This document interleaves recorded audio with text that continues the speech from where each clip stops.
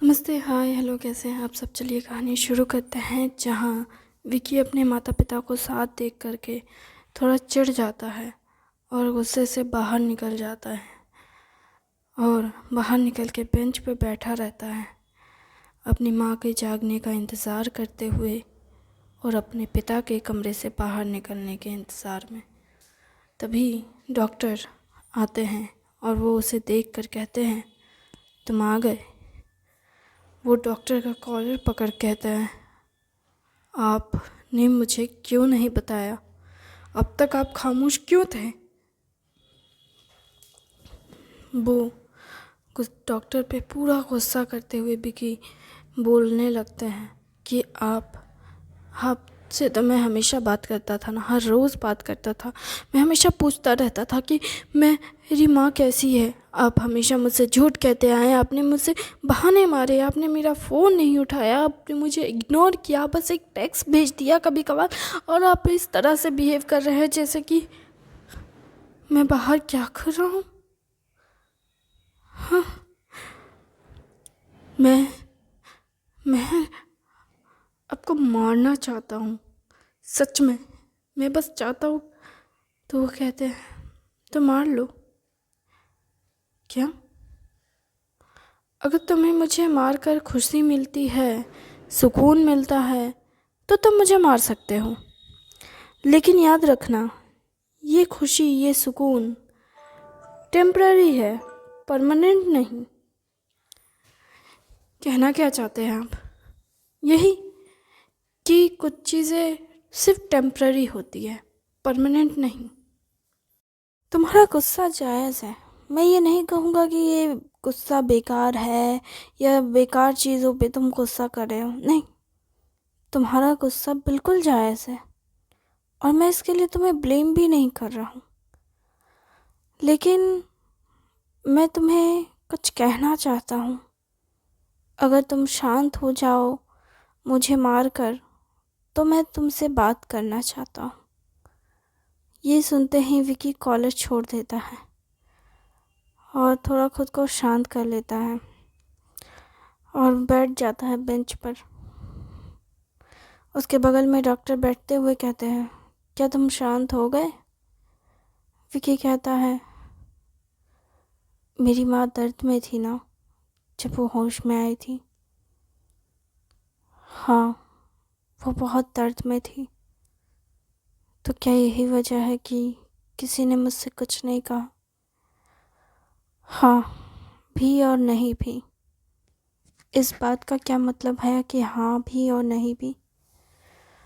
मतलब ये कहना गलत नहीं होगा कि यही वजह थी सिर्फ। मतलब क्या कोई और वजह भी थी? हाँ, बहुत सारी वजह है। उनमें से यही पहली वजह है कि तुम्हें नहीं बताया गया क्योंकि तुम्हारी माँ की कंडीशन बहुत ख़राब थी। वो बहुत क्रिटिकल कंडीशन में थी। उनकी हालत हद से ज़्यादा ख़राब थी। वो जब होश में आई तो उस वक्त उनकी हार्ट बीट एकदम से अनस्टेबल थी और उन्हें शॉक देना पड़ा। क्या? हाँ, उनकी हार्ट बीट इतनी ज़्यादा हाई हो गई थी कि वो अचानक से हार्ट अटैक से मरने ही वाली थी। उनकी धड़कनें रुक जाए इससे पहले हमने उन्हें ठीक करने की पूरी कोशिश की और हम उन्हें ठीक कर पाए। और इसमें काफ़ी हद तक तुम्हारे पिता का हाथ है, क्योंकि तुम्हारे पिता तुम्हारी माँ के पास से कभी दूर नहीं जाते थे। वो हमेशा तुम्हारी माँ के इर्द गिर्द रहते थे। वो बस कमरे में और बेंच पे बैठे रहते थे, या तो कमरे में या तो बेंच पर। नर्स वगैरह रहती थी तो वो कमरे से बाहर आते थे, वॉशरूम जाते थे, खुद को फ्रेशन अप करते थे। लेकिन जैसे ही नर्स जाती उससे पहले ही वो कमरे में आ जाते थे, ताकि तुम्हारी माँ को कभी भी अकेलापन महसूस ना हो और ना ही तुम्हारी माँ को कभी ऐसा लगे कि कोई उन्हें छोड़ गया है या वो छोड़कर जा सके।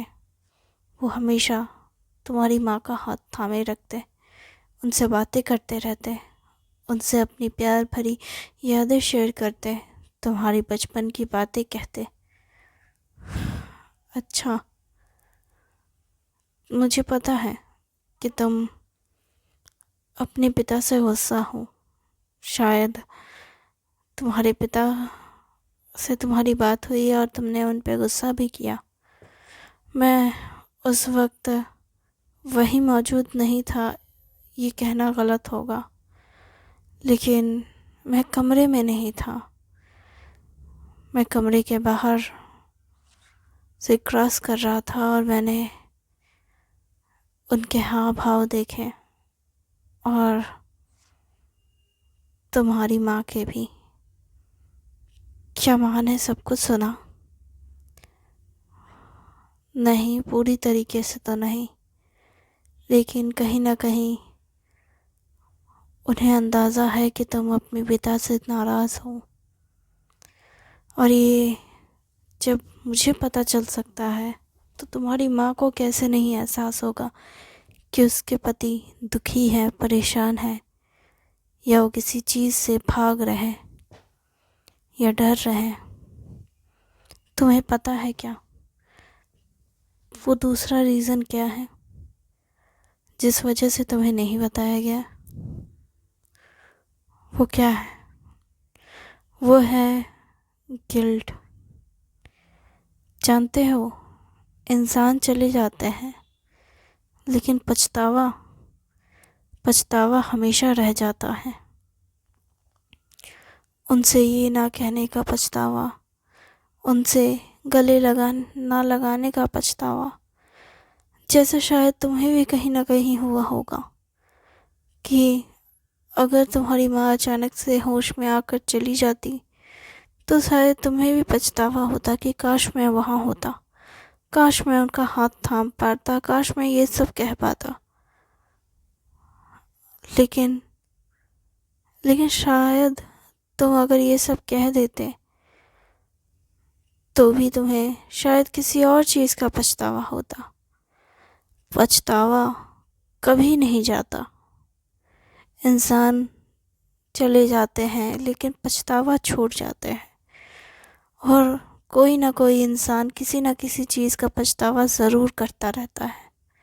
कोई नहीं कहता कि मैंने अपनी ज़िंदगी का सबसे बेस्ट काम किया है, मैंने पूरी कोशिश की, मैंने हर चीज़ ठीक करने की, या मैंने पूरी कोशिश की खुद को और बाकियों को संभालने की, लेकिन फिर भी वो कहीं ना कहीं फेल हो जाते हैं और वो इस चीज़ का पछतावा करते रहते हैं।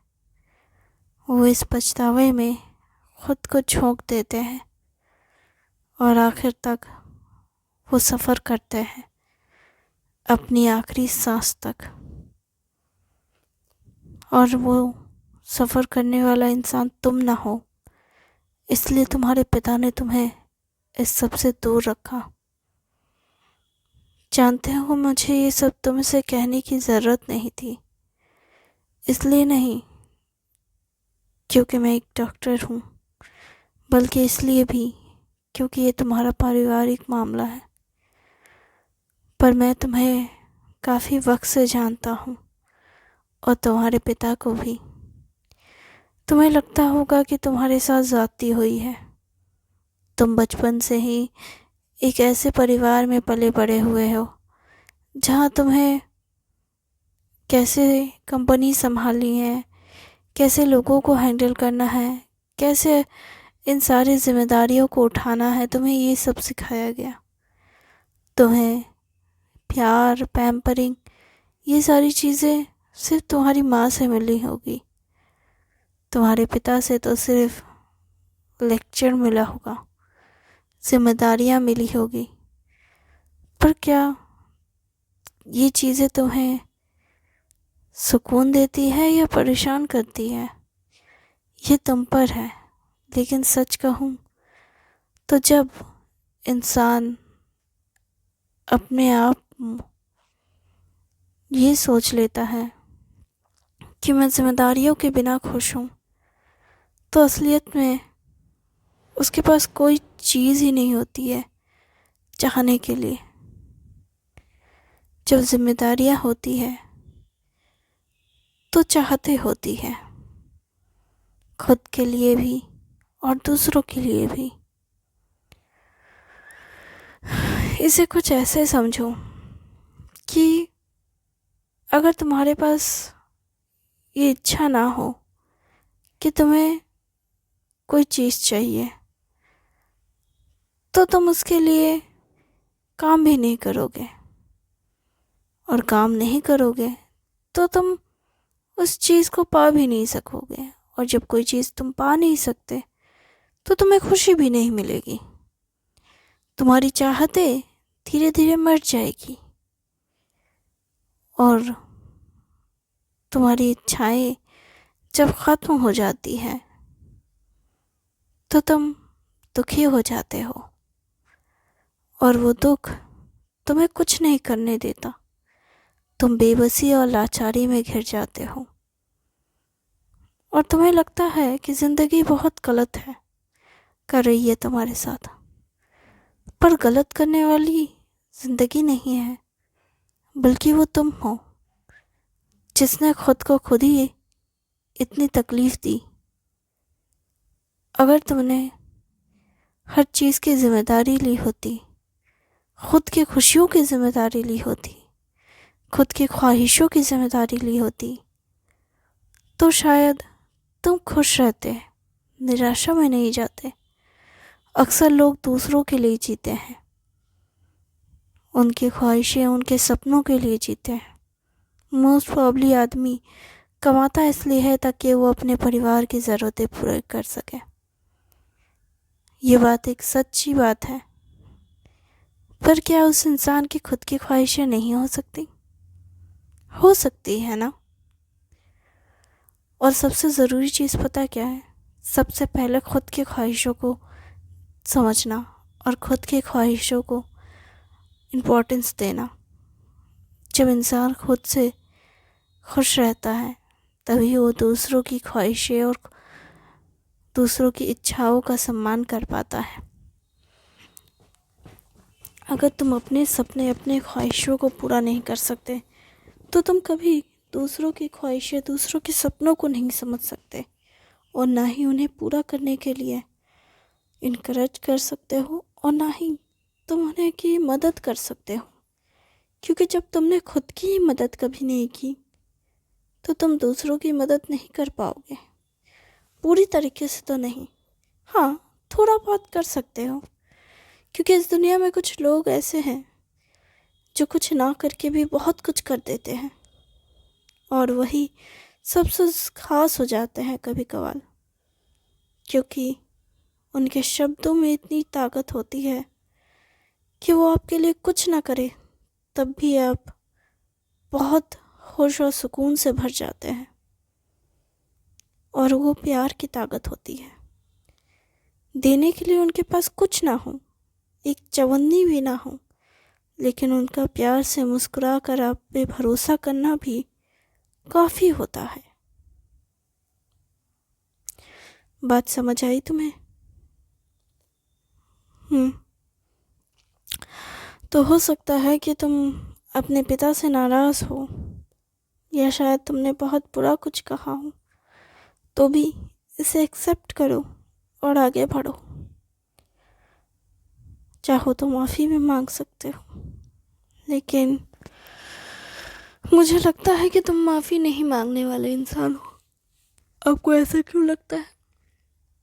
क्योंकि तुम्हारे हाव भाव शुरुआत से मुझे ऐसे ही लगे। क्या मतलब? मैंने जितने बिजनेसमैन्स को देखा है, वो लोग जल्दी माफ़ी नहीं मांगते। शायद वो कभी अपनी गलतियाँ एक्सेप्ट करते हो, या शायद वो अपनी गलतियों पे बातें करते हो, लेकिन मैंने ऐसा बहुत कम ही देखा है जब वो अपनी गलतियों को रियलाइज़ करते हो। मोस्ट प्रॉब्ली वो इस चीज़ का रियलाइज़ कभी नहीं करते, इसलिए मुझे लगता है कि तुम्हें भी इस चीज़ का एहसास ना हो। पर अगर तुम्हें इसका एहसास है तो तुम माफ़ी मांगना, क्योंकि माफ़ी मांगने से रिश्ते बेहतर होते हैं और आप और खुश रहते हैं। शायद ये मुश्किल है, लेकिन ये इतना भी मुश्किल नहीं कि तुम इसे पूरा ना कर सको। बात समझ आई? हाँ, मैं समझ गया। मुझे अच्छा लगा कि तुम्हें मेरी बात समझ आई, और मैं चाहूँगा कि तुम मेरी बातों पे ध्यान दो और अपनी ज़िंदगी को बेहतर बनाओ, क्योंकि वक्त के साथ सब कुछ ठीक हो जाता है। और देखो ना, तुम्हारे माता पिता, तुम्हारी माँ स्पेशली ठीक हो गई है, और अब मुझे लगता है कि मैं भी अब छुट्टी ले सकता हूँ। क्या क्या मतलब? तुम्हें जैसे तुम्हारे पिता से माफ़ी मांगनी है, वैसे मुझे भी किसी से गिड़गिड़ा कर माफ़ी मांगनी है, और उससे माफ़ी मांगने के लिए मुझे उसके पास जाना होगा। और मैं तब तक नहीं जा सकता था उस वक्त में जब तक कि तुम्हारी माँ बीमार थी, क्योंकि आफ्टर ऑल तुम्हारी माँ से बीमार थी, इसलिए तुमने मेरे प्यार के पास जाकर उनसे ये मेरी शिकायत कर दी। और इस वजह से उसने मुझे भले ही कॉल किया हो, लेकिन उसने मुझे ठीक से माफ़ नहीं किया। उसकी बातों ने मुझे यहाँ रुकने तो कहा, लेकिन मैं जानता हूँ वो मुझे बिल्कुल भी यहाँ नहीं चाहती। वो चाहती है कि मैं उससे माफ़ी मांगूँ, उससे हर वो बात कहूँ जो अब तक मैंने उससे नहीं कही। और सच कहा जाए तो ये हर कोई चाहता है कि जो बातें कभी किसी ने नहीं कही, वो उन सारी बातों को उनसे कह दे। हालांकि ये सारी बातें अच्छी है, पर ये सच्ची नहीं होती। तब तक नहीं जब तक कि पूरे दिल से ये बातें ना कही गई हो सकता है कि तुम मेरी बातों से एग्री ना करते हो, लेकिन मैं बस चाहता हूँ कि मेरे आसपास के लोग खुश रहें और सुकून से अपनी ज़िंदगी जिएं, ताकि मैं भी सुकून से रह सकूं उस इंसान के साथ जिसे मैं प्यार करता हूँ। क्योंकि मैंने अपनी फैमिली को खोया है, इसलिए मुझे पता है कि फैमिली की वैल्यू क्या होती है। इसलिए हमेशा खुश रहना। मैं अब चलता हूँ। वो जैसे जाने लगते हैं वैसे ही विकी कहता है, डॉक्टर। हाँ। वो जाकर डॉक्टर के एकदम से गले लगता है विकी, और कहता है, मुझे माफ़ कर दीजिएगा, मैंने आपका कॉलर पकड़ा, और थैंक यू मुझसे बात करने के लिए, मुझे समझाने के लिए। आप सच में एक बेहतरीन डॉक्टर हैं। पहले तो डॉक्टर बहुत हैरान होते हैं, वो एकदम से जब गले लगता है विकी, लेकिन ये बातें सुनकर डॉक्टर भी उसे कस के गले लगाते हैं और कहते हैं, थैंक यू मुझे समझने के लिए और अब मुझे जाने देने के लिए। विकी कहता है, उसे बाहों में ही पकड़े हुए, बस अपने गले को थोड़ा दूर कर, और कहता है, क्या आप जाने वाले हैं? हाँ, मैं जाने वाला हूँ। नहीं, अब नहीं, अभी माँ ठीक नहीं हुई है ना पूरी तरीके से। हाँ, तुम सच में पागल हो। मैंने अभी भी कहा कि वो ठीक हो गई है, लेकिन वो अभी बिस्तर पे है, वो चलना फिरना नहीं सीखी है। देखो, ये सारी काम ना तुम्हारी फैमिली की रिस्पॉन्सिबिलिटी होती है, तुम्हारे पिता ये सब देखेंगे। मुझे तंग मत करो। मैं जो कर सकता हूँ, मेडिसिन वगैरह सब मैं दे रहा हूँ, देख रहा हूँ।